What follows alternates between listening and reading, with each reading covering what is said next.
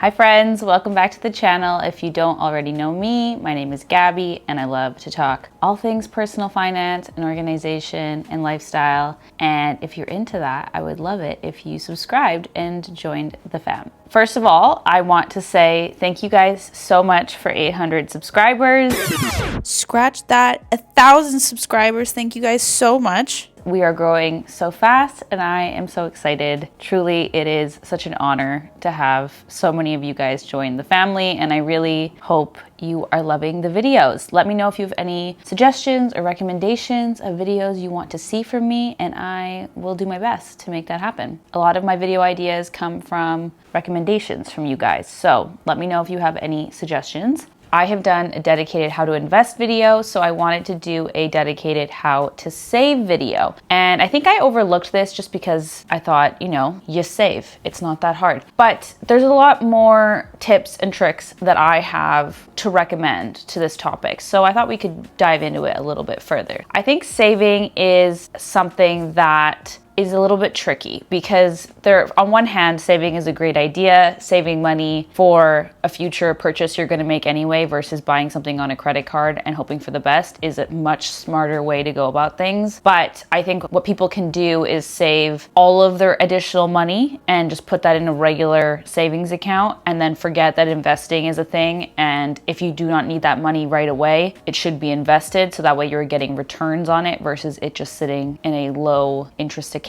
So I think it's like a fine balance. You want to make sure that you're investing as much as you possibly can while still saving for the things that you're gonna buy anyway, so that when the time comes, you have the money and you're not. The goal is to never put something on a credit card that you don't need to, have to do the firm payments or the pay as you go. You really want to think ahead on a big purchase and save up for it. That is the goal of saving. Remember to save an emergency fund first. This is your first savings goal before investing, before anything. You need an emergency fund. Anything can happen. Shit happens. Your pet can get sick. Your car can die. Things happen. Be prepared. You can lose your job. That's a huge one, especially in our economy right now. It seems like every company is doing layoffs right now. And the size of your emergency fund can be heavily debated. I think what I did probably was about 2 to 3 months of pay at the very beginning. So 2 to 3 months of pay to cover my day-to-day expenses. You want to make sure you're factoring in things like groceries, all bills that you are on contract to pay, your phone plan, cable, anything that's on contract that you wouldn't be able to get out of. You need to factor that in. Your rent, obviously, your car payment, gas, if you're somebody who needs to take your car to get to and from work, you want to factor that in to your emergency fund estimate, and then you're going to times that by however many months you want. I would suggest 2 to 3 to start off with. You want to definitely save in an emergency fund first and foremost. No matter where you're at, no matter how much debt, nothing is as important as this emergency fund. And you can start with a lower amount, and then once you have a couple of your other goals ticked off, you can come back to it and build it up a little bit more. And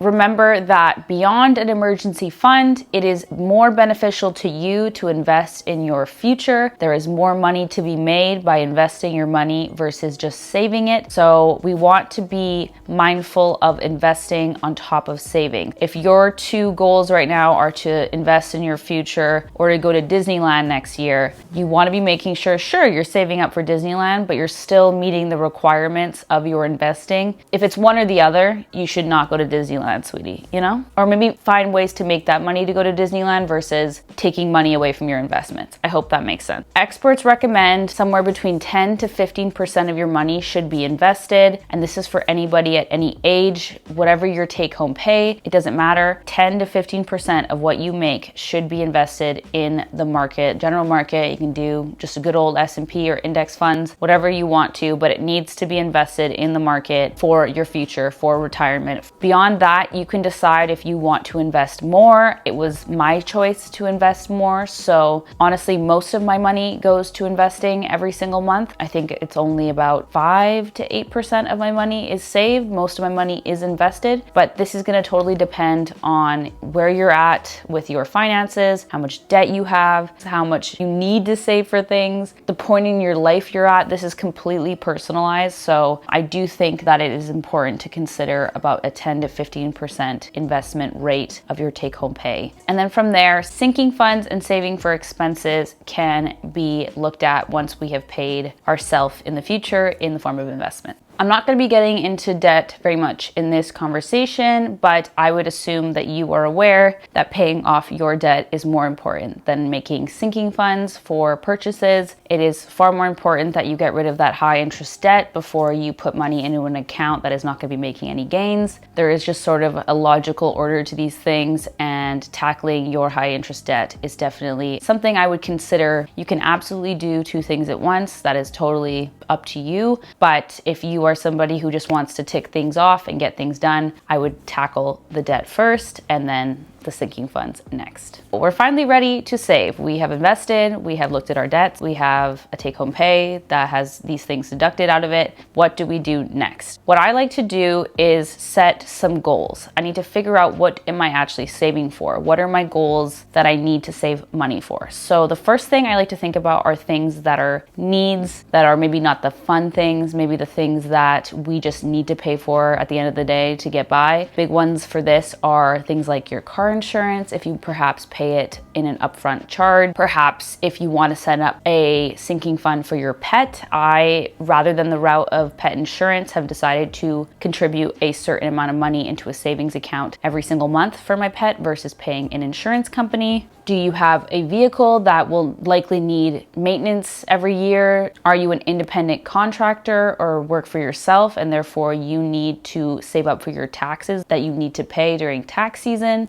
Do you need a new big piece of furniture? Do you not have a couch and you need a couch? These are all things that I would suggest setting up a sinking fund for. We're not all likely going to be able to just go buy a couch on a Monday morning. We likely need to think this through and stop using things like a firm to pay for purchases. I like to think of goals in the form of short-term and long-term. Are there things that are a few years away that you might want to start thinking about? Are there things that are very close to this current time that you want to be thinking about? And then you also want to figure out, how do you want to tackle your savings goals? Are you going to just contribute whatever money you decide into one account and then fill that account all the way and then move on to the next goal? Or are you looking to have different accounts at the same time that you're continuously contributing to? What percentage of your money needs to be going into each of these accounts? These are all things that you need to figure out based on the goals and the goals time frame. So for example, for myself, I have 6 sinking funds that I contribute to, and this has just been touch and go. I've had years where I only have 2 sinking funds, and then I have years where I have 8. It really just depends on what you are saving for in your current life. You also can just contribute money to one big account. It doesn't need to be split up, but I would recommend trying to track exactly how much money you have for each goal, and that way you're not overwhelmed and confused, because things like this, you can start tapping into your emergency fund without really realizing it. So for me, I have a sinking fund for my car insurance. I pay my car insurance in one lump sum amount, and that is in May of every year, so it's coming up next month. And this amount used to be a lot higher and something that I absolutely had to think about beforehand. It's a lot better now, but it is still $1,200, so I do really need to make sure I'm saving up enough for that. I also, in that same account, have my additional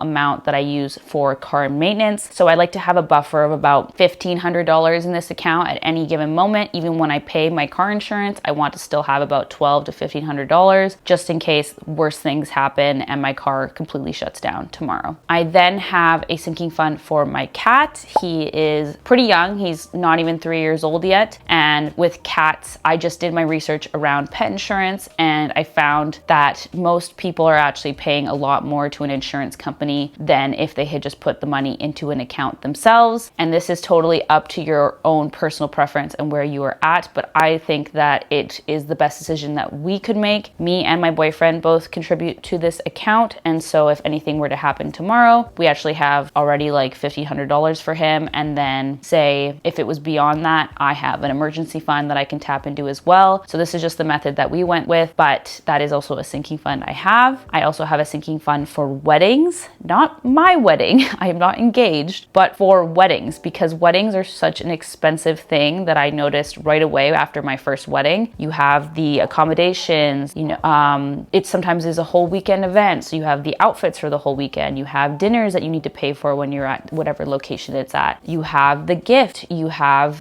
bachelor parties, bachelorette parties you can be a part of. The list goes on and on and on. Most weddings I go to are a destination wedding. It is very common for me to be spending $400-500 minimum on every single wedding I go to. So I have a sinking fund for weddings just in general that I tap into. That can be for the dress I buy for the wedding. That can be for the gift. It's literally for anything relating to weddings, and hopefully one day my own. Next, I have a sinking fund for beauty treatments. This used to be called my Botox account, but I've opened it up to a couple of other treatments, but I contribute to this account for my regular Botox treatments I get every 3 months. I also, if I were to get a haircut, I would pull it from here. Any beauty treatments, any sort of treatments that are expensive and costly and I don't want to just front the bill on every single time it comes up. I then have a Italy account. So I have a specific account for a trip I'm going on this year. Me and my boyfriend are going to Italy, and therefore I have been saving for this trip for quite a while. We are almost done saving for this account, so that is very exciting. And then I have a sinking fund for Christmas, and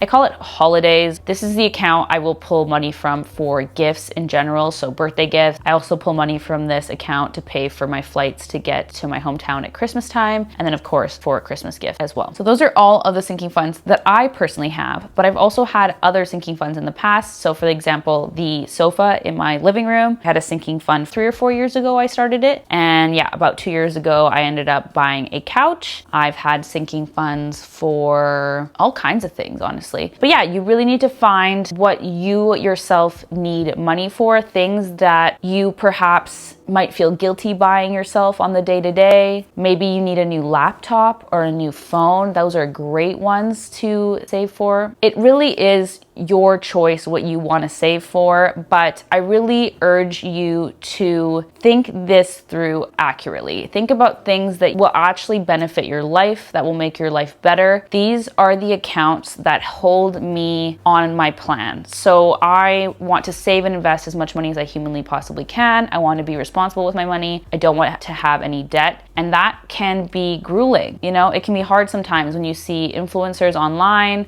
with all these fun new things, taking all these trips. It's hard. I understand the climate that we're in. It's hard to stick to these strict budgets. So these savings accounts are what get me through the year and make me feel like I have fun money. I'm still doing all the things I want to do. I'm still living my life. I'm not cooped up doing nothing. So this is what I urge people to do when they're thinking about saving up for these specific things, is to really think through what brings you joy. Don't just make a travel fund if you don't actually want to travel. These are your sacred dollars that you earned, and you deserve to enjoy them in the best way possible. Step 2, we figured out what we want to save for. We figured out the amounts that we want to save for each of these accounts. Now, the next step is to actually save. And I always want to remind people that psychology is a very powerful thing. You can have the best intentions to do something and not do it because other shit comes up. I highly, highly recommend automatic savings, having an automatic transfer pull money from your account every single time you get paid. This works in many ways. It first of all pulls the money right away when you get paid, so that it kind of feels like you never had that money. It kind of just feels like you get paid less as a human being. And I think that that is just a smart way in tricking ourselves that we can live below our means. We don't have to spend every single dollar that comes in. And 2, this also works in the whole logic of making sure the thing gets done versus willing ourselves to do it. So if we could automate working out, if we could automate, eating healthy, I'm sure these things would be a lot easier to do. And there's a reason why people can't stick to certain things. You have the best of intentions, but when you don't feel like it, or when something comes up, like things always come up, it's not going to happen. This is the one place in your life where you can automate something. Just do it. It really is that simple. Like, you don't need to do all these mental gymnastics to get yourself to save. You can just set it and then just let it happen. So with an automatic saving, some of you might say, but I have a variable pay. I don't know how much money comes in every month, so how could I Sorry everyone, David came home. I have no idea where I was. Oh yes, if you have a variable pay. So let's just say your pay is all over the place, you have no consistency in your pay. How can you do an automatic savings transfer? And what I would say is try to find a minimum, a number that is definitely your minimum. It never goes below that. There's definitely probably a range of money you're used to seeing every time you get paid. Sorry, my cat's meowing for dinner. You can base your automatic Orlando, stop. So I would use your minimum expected income as your base salary for figuring out how much you can contribute to your savings. Use that lowest bracket of pay, take off your fixed costs, and then try to find a number that seems reasonable for you to save. It might be a really small number, but this is just your every single month backup plan, just in case you don't remember or you don't have enough extra money to do the transfer yourself. And then try to prioritize figuring out how much money extra after your budgeted costs you can contribute to that account every single month, and then try to top it up with a little bit of money as you have more income. Also, if you have a variable pay, perhaps a good season to top up your sinking funds is like bonus season. Anytime you get large amounts of money that you do not need, instead of thinking, oh, I should go buy myself something new, put that money into a sinking fund instead, and then you can buy yourself that thing that you really want, like a trip or, a new laptop, for example. If you have fixed pay like myself, it's a lot easier because you can use the exact same number every single month, and you can really max out these accounts while, still hitting all of your other goals. So for myself, I have a lot of sinking funds that are reoccurring. So like, for example, my beauty treatments, I'm pulling from that at least every 3 months, sometimes more. And travel is like a pretty common thing I like to do. So I'm constantly topping that account up and then taking out of it. So I have a lot of savings accounts that I contribute to on a regular basis. And I split up the amount that I am willing to save into all of these accounts equally right now. When I was first starting, I would say, for example, I have 8 months left to save for Christmas. I would figure out the amount that I want to save for Christmas gifts. And then I would just divide that by 8 months or however many paychecks were left before then. And then that was the amount that I would contribute to that account to make sure I had enough money when the date came. Now that I have a running balance, when I actually take out money from each of my sinking funds, they don't go all the way down to zero. I now can kind of just contribute a little bit less. It doesn't need to be the exact amount divided by however many paychecks are left. If you want to just tick off each savings goal and then be done with it and not have to worry about it, you can also just throw all of your money at one of your sinking funds, and then once that's completely filled, move on to the next one. I know lots of people just like having a task done. It feels better mentally. So I totally understand if you want to go about it that way. That's all good. Just make sure you know your number, how much you need in that account. And then when that is reached, move on to the next one. The next step is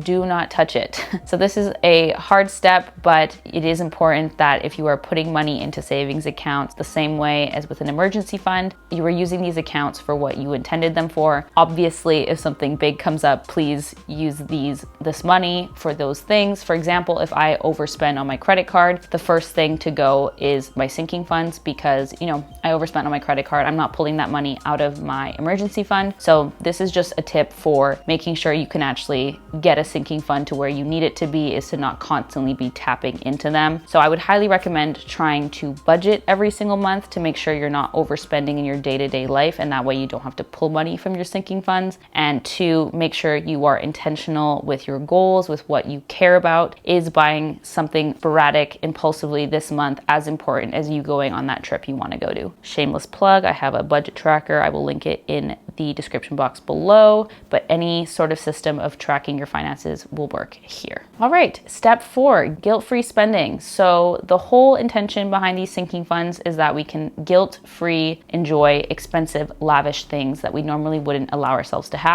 So it is important that when you're using the money for the specific thing, that you're not feeling guilty about it. And I think that is something that's also common, is we can save and save and save, and then we convince ourselves we don't need the thing, missing, or we like the number sitting in our account, we don't want to use it. These are supposed to be well thought out savings accounts that are meant for a specific goal, and it's meant for you to not feel guilty when you are spending on it. So for example, Botox is something that is very expensive that a lot of people would convince you that you do not need, and all these other things, but I have chosen to prioritize Botox instead of getting my hair dyed, or getting lashes, lash extensions, or getting a manicure and a pedicure every single month. That is just what I want to prioritize my money on, and then I save in other categories, and then I don't feel guilty about spending the money on Botox at all. Okay, so those are all of my tips for saving that I have for you today. I will include a little breakdown of how I would divvy up my own pay as an example for you guys next. All right, hello everyone. Welcome to the saving portion of the video. I just wanted to run through an example and kind of put some visuals to the words that I'm saying. So hopefully this is as clear as possible. So I've set up a little table here. This might look familiar because it's kind of taken from my budget tracker. It's a very quick copy and paste. The formatting is not amazing, but whatever, let's continue. At the top here, I have some stats for person A, okay? Person A's monthly income is $4,000. Their bills are $1,000. Their goal investments is I did their income times by 20%. So a 20% investment rate is a really good number. I had a look at this person's amount left over. I think I did 15%, and that was like, oh no, 0.15, not 0.5, can you imagine? So $600, if we invest $600, then our totals are $1,000 left over to save after like an estimated budget. So what I thought we could do is ramp that up to 20%, just because that's an incredible number. So their monthly bare minimum debt contributions, let's say that this person has student debt and they live in Canada where there is a 0% interest rate. Yeah, we have 0% interest rates on student debt. It's amazing. In Canada here, you would just pay your minimum. You're not going to pay it off any faster because there's no point. We're just going to say that this person is paying their minimums on their debts. I know this isn't everyone's situation, but this is just an example. I calculated person A's bare minimum cost to be about $700. And then let's say person A's budget sticks around $1,250. Sometimes it goes a little higher, sometimes it goes a little lower. That leaves us with about $825 that we can save. So down here, I have set up an account system for savings and sinking funds. So the very first one you will see here is an emergency fund. And we are going to assume person A has saved up their emergency fund. This $5,500 comes from bills plus day-to-day expenses. I think I did $500 for groceries, $200 for like gas and anything else that they need. So let's do $700 for that. And that gives us $1,825. So then if you take $1,825 and you times that by 3 months as a very safe amount of an emergency fund, that is $5,500. So that's what I would do to calculate a emergency fund value. And person A might want a little bit more than this in this account, but they can always put a little bit in every single month. They don't need to like prioritize this the way that I would a regular emergency fund. So I have fun money, I have vacations, I have pet, I have car, and I have Christmas. So I did say that there's at least a little bit of money in some of these accounts, but we will start to look at how we can start to figure out how much money we will be putting in each of these accounts. So I took the starting balance, and then I have the goal amounts, and then I deducted the starting balance from the goal amounts so we can figure out the remainder. So this is the amount left to save from today. For some of these sinking funds, do we have an end date in sight? So something like fund money might be an account that you contribute to regularly, but then you're also taking from regularly. So there's not necessarily a specific end date. Vacations is one where you probably have a specific end date. So let's say that this person has almost a full year to save up for this vacation, and that's amazing. Then we have pets. So I'm going to say that this person is similar to myself in the fact that they are saving for their pets' potential needs in the future in a separate account versus getting insurance. And so this is a continuous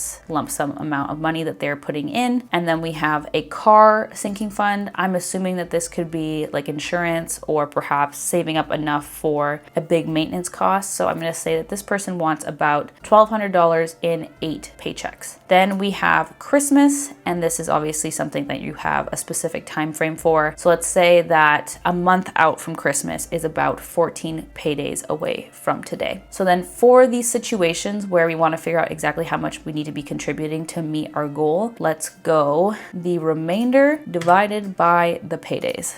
So this person would need to contribute about $135 every single payday to meet their vacation goal. Let's do the same for this one here, and then we will drag that down to the final one. And this font is bigger and it's bugging me. Okay, so now we can see that we have about 135 that needs to go to vacations, about 131 that needs to go to car, and then about 57 needs to go to Christmas. So this is great. We have $323 down here, and we still have a ton of money for other saving goals. Hi, editing Gabby in here, just wanting to point out that I mistakenly am using a monthly value for savings versus a payday value for savings.